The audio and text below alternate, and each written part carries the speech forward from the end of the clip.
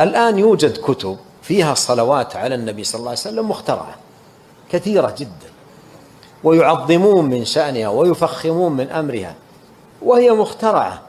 الصحابة رضي الله عنهم مع علو كعبهم ورفعة شأنهم وفصاحتهم وإلمامهم بالدين وقرب عهدهم بالنبي صلى الله عليه وسلم وتلقيهم عنه ما اخترعوا صيغا، قالوا كيف نصلي عليك؟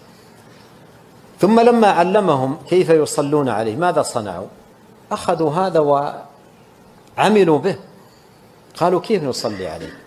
قال قولوا اللهم صل على محمد وعلى آل محمد كما صليت على إبراهيم وعلى آل إبراهيم إنك حميد مجيد، وبارك على محمد وعلى آل محمد كما باركت على إبراهيم وعلى آل إبراهيم إنك حميد مجيد.